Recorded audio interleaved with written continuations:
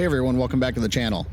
In my last video, I went out of South Haven, Michigan to catch some salmon, and I showed how vertical motion in your salmon spread can often trigger more salmon strikes.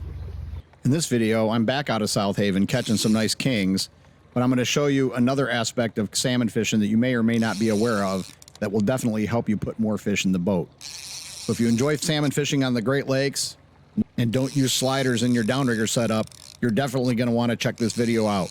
So stick around.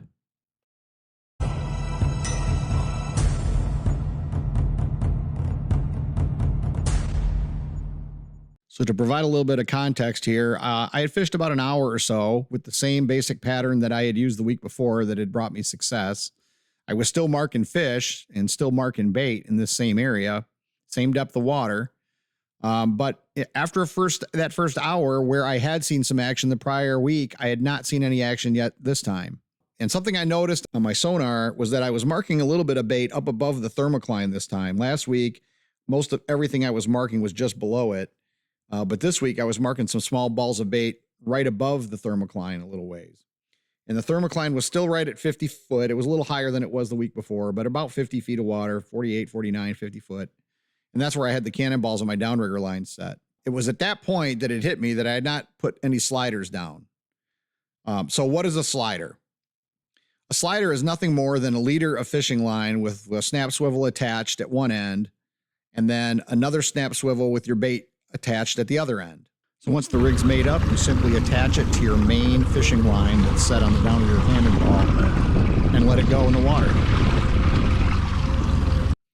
And the way it works is that that slider will slide down to a point that's roughly halfway between the surface of the water and your cannonball. So after realizing that I didn't have these sliders in the water, I went ahead and put them on. So now I'm going to show you what transpires shortly after getting these two guys in the water.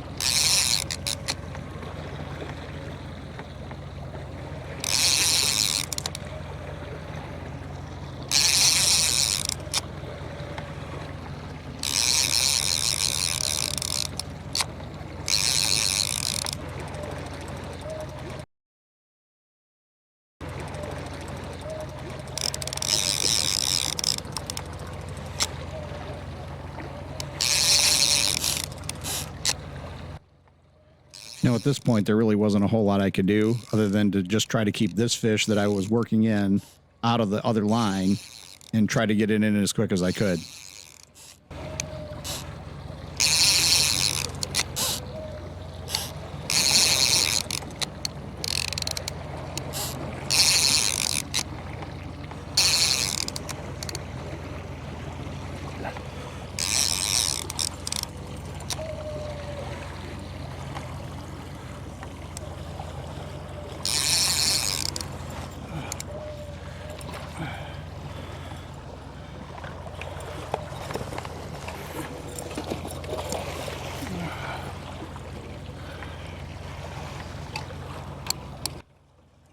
So one of the challenging parts about fishing by yourself is that you don't have the luxury of moving a lot of stuff out of your way when you go to net fish. And in this case, got the main hook caught on the downrigger cable after I missed the first net opportunity.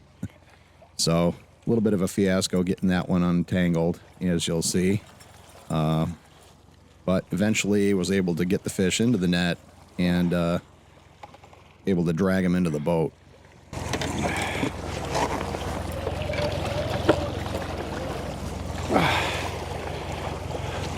My hook or crook.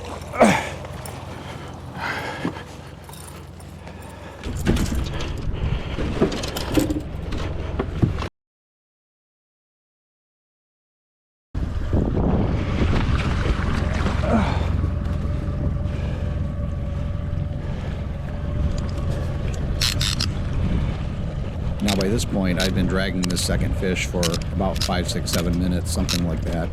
And it was pretty tired out, so it didn't put up much of a fight at this point. But it did get into the Dipsy diver, which is off the right side of the screen there. And because it had been twisting around that Dipsy rod for a while, I had to kind of bring in the slack from the Dipsy as I was bringing the main line.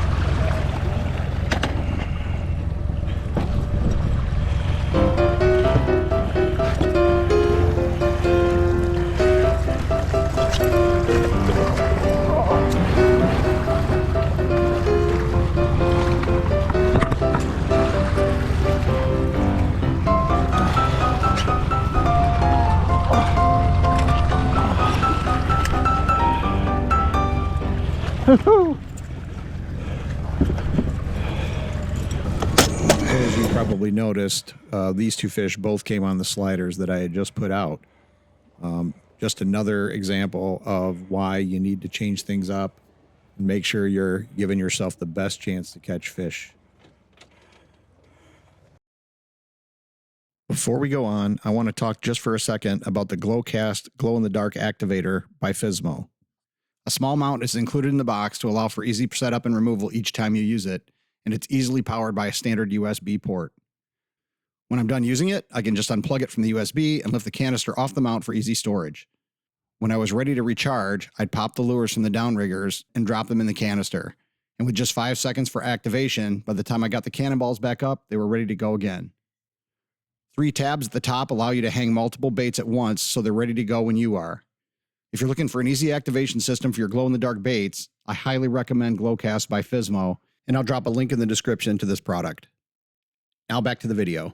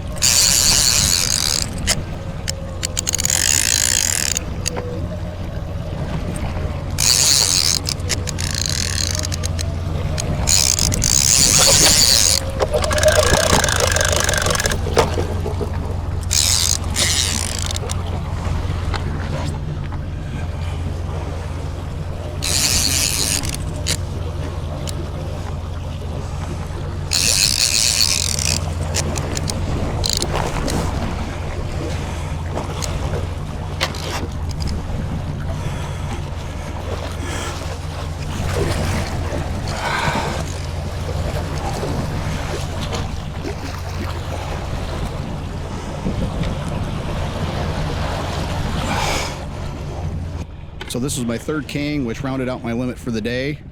And I just wonder how it would have ended up if I had not gotten those sliders out when I did. But this last fish did come off the cannonball, set down around 50 foot. So I would have had at least one fish for the day and probably wouldn't have gotten skunked. But I just wonder if I'd gotten those sliders out sooner, if I would have caught this limit sooner. Well, hope you enjoyed the video. As always, thanks for watching, and we'll see you next time.